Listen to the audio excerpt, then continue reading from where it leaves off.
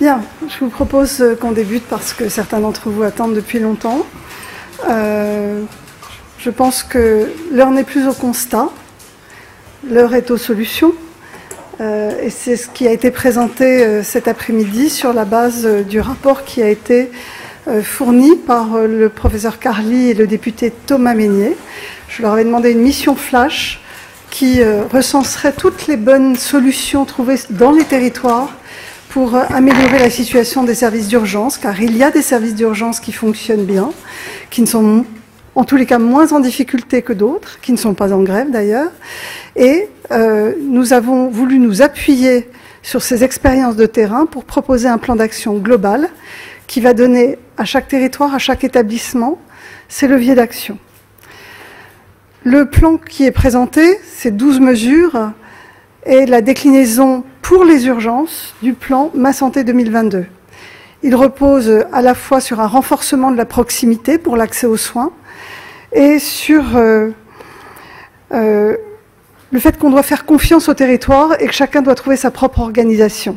Et les leviers d'action pour cela sont évidemment les compétences de chacun, des modes de financement adaptés qui valorisent certaines organisations vertueuses et le numérique qui doit faire partie maintenant du système de santé d'avenir. Alors, nous pensons que ce plan est une véritable refondation et un repositionnement de nos services d'urgence. Et nous pensons que chacun détient une part de la solution. Et je crois que c'est important de mobiliser tous les acteurs pour parvenir enfin à rendre à nos concitoyens le service qu'ils attendent concernant leur demande d'accès aux soins urgents. Alors, je vais décliner les mesures de l'amont vers l'aval. Concernant d'abord l'amont des urgences, c'est-à-dire comment améliorer l'information et réassurer nos concitoyens qui, à un moment donné, ont un besoin d'accéder à des soins urgents sans forcément que ce soit une urgence vitale, et ils le savent bien, mais ils n'ont pas de médecin traitant, ou ils ne trouvent pas leur médecin traitant, et faute de pouvoir accéder à un avis médical, ils vont directement aux urgences. C'est un problème que d'autres pays ont réussi à résoudre, et donc je souhaite mettre en place dans tous les territoires un service universel pour répondre à toute heure à la demande de soins des Français. C'est ce que j'ai appelé le SAS.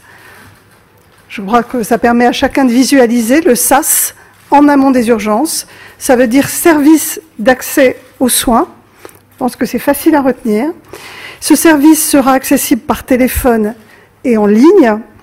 Il permettra aux patients d'accéder à toute heure et à distance à un professionnel de santé qui lui fournira un conseil, une téléconsultation ou une orientation vers une structure, qu'elle soit hospitalière ou libérale, selon son état, vers une consultation sans rendez-vous ou un service d'urgence.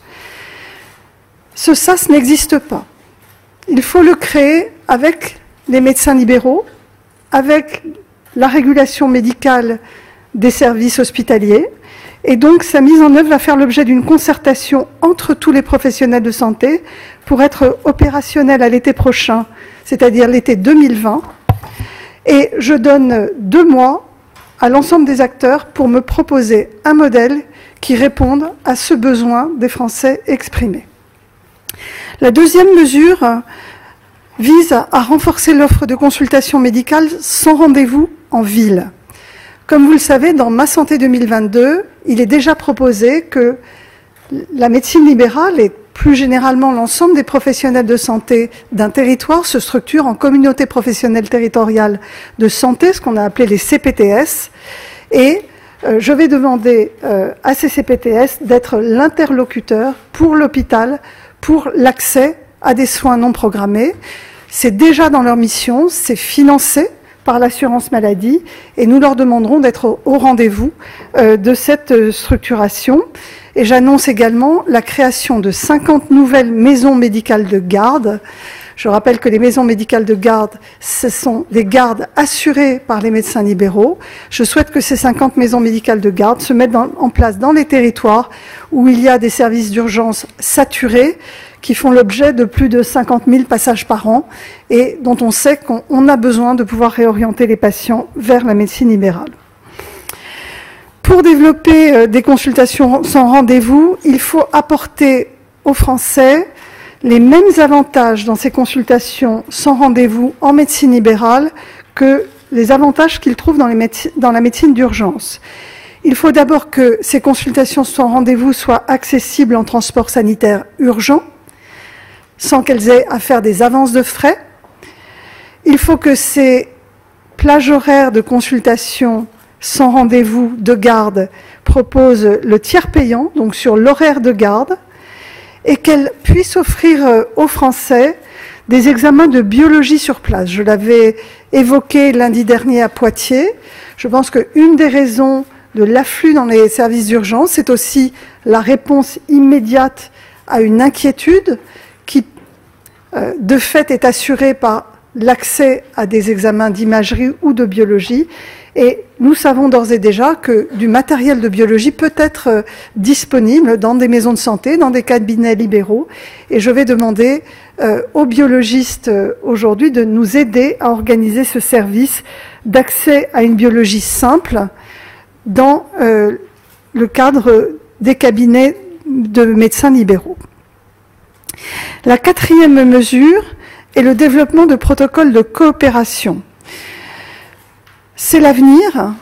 Il faut faciliter l'accès à certains professionnels soignants non médecins pour les Français, un accès direct via ces protocoles de coopération qui doivent bien cadrer cet exercice.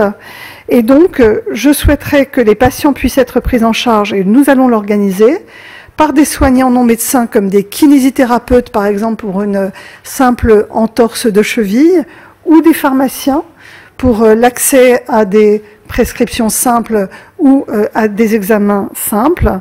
Et donc, nous allons développer ces protocoles de coopération afin que les Français n'aient pas systématiquement un passage par les urgences pour accéder notamment à des soins de kinésithérapie.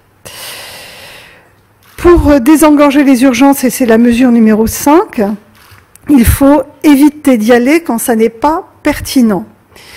Et donc, nous allons mettre en place dans tous les établissements un circuit d'admission direct dédié aux personnes âgées. Cela rejoint également une nécessité qui a émergé du plan grand âge et des spécialistes de la gériatrie. Nous savons que l'hospitalisation par les urgences est souvent un moment de dégradation et d'anxiété pour les personnes âgées.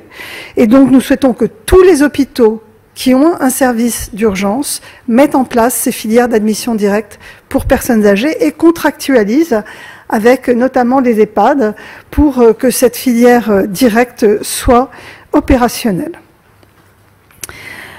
Les prochaines mesures, celles qui vont suivre, portent sur l'organisation même des urgences. Je souhaite, notamment, c'est la mesure 6, introduire de la vidéo-assistance dans tous les SAMU pour permettre, par exemple, aux médecins qui régulent de vérifier d'abord l'état d'un résident en EHPAD avant de prendre la décision de l'envoyer aux urgences. Et on l'a vu notamment à Poitiers, certaines chutes banales nécessitant une prise en charge très simple sont difficilement décrites par les soignants et les personnels des EHPAD, aboutissent parfois à des transports inutiles aux urgences, et cette vidéo-assistance va permettre de mieux réguler en amont.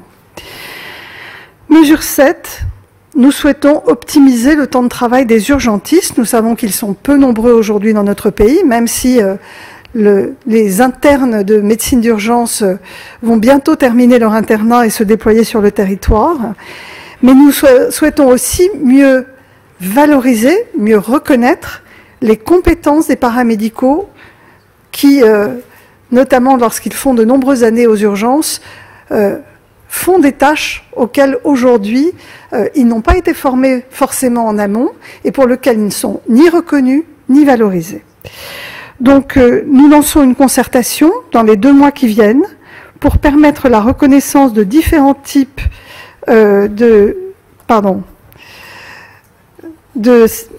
excusez-moi. Donc la mesure 7, c'est pour permettre la reconnaissance de différents types de services d'urgence adaptés aux spécificités des territoires et des transports sanitaires paramédicalisés. L'idée, c'est de faire monter en compétence un certain nombre de professionnels paramédicaux et donc de mieux graduer les soins dans les services d'urgence. Nous souhaitons aussi de la même façon, pour valoriser les compétences, c'est la mesure 8, reconnaître les compétences des infirmiers qui vont être étendues, leur permettre plus d'autonomie et plus de reconnaissance, y compris salariale.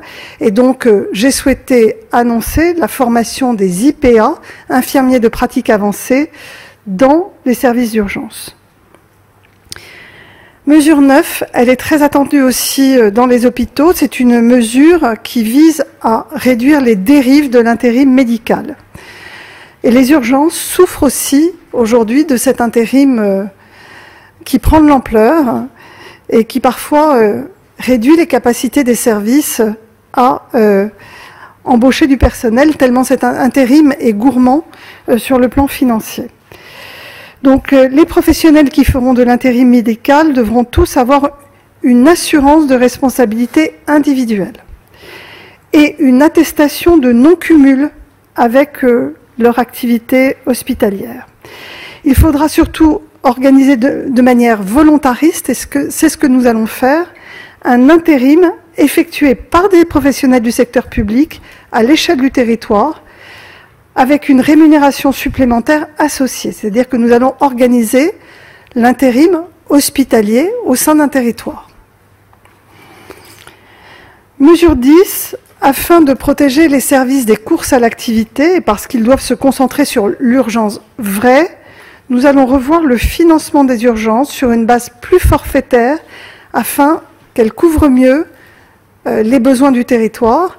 Notamment aujourd'hui, nous savons que les services sont financés à l'activité, quelle que soit la gravité de l'état du malade, et nous souhaitons modifier ce financement pour d'une part rendre attractives les filières d'admission directe et d'autre part mieux reconnaître le service qu'ils rendent par rapport à leur population.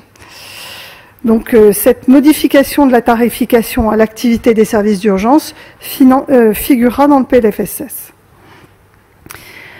Réformer les urgences, c'est aussi mieux prendre soin du quotidien des urgentistes. Et donc je souhaite que l'on prenne pleinement conscience des incivilités et des agressions dont font l'objet aujourd'hui les personnels des urgences. Et je souhaite que les chefs d'établissement puissent enfin porter plainte au nom de l'institution en cas d'agression contre un membre de son équipe. La sécurité des professionnels doit être une priorité dans tous les hôpitaux et devra faire l'objet d'un plan spécifique. Le désengorgement des urgences, c'est aussi fluidifier l'aval et donc la sortie des patients des urgences en rendant l'hospitalisation plus simple et plus rapide. C'est la mesure 12. Les services d'aval seront appelés à s'engager avec les urgences sur l'accueil des patients en aval et tous les établissements devront se doter d'un logiciel de gestion de lit et du personnel pour la gestion de lit. Je souhaite également que l'indicateur qui permet d'évaluer de façon anticipée les besoins en lits non programmés dans des hôpitaux soit disponible dans tous les établissements d'ici la fin de l'année. Voilà les 12 mesures. Ces 12 mesures font l'objet d'un financement dédié qui figure dans votre dossier de presse. Cela correspond à 750 millions d'euros de mesures nouvelles d'ici la fin du mandat, c'est-à-dire dans les 3 ans qui viennent. 80% de ces financements sont bien dédiés à des ressources humaines, au financement de moyens humains, de recrutement de personnel ou de renfort, que ce soit pour la régulation médicale, que ce soit pour la gestion de lit, que ce soit pour l'aval des urgences. Et donc, il s'agit bien aujourd'hui d'un plan de financement ambitieux qui chiffre bien les mesures et qui sera disponible dès la fin de l'année pour tous les services qui s'engagent.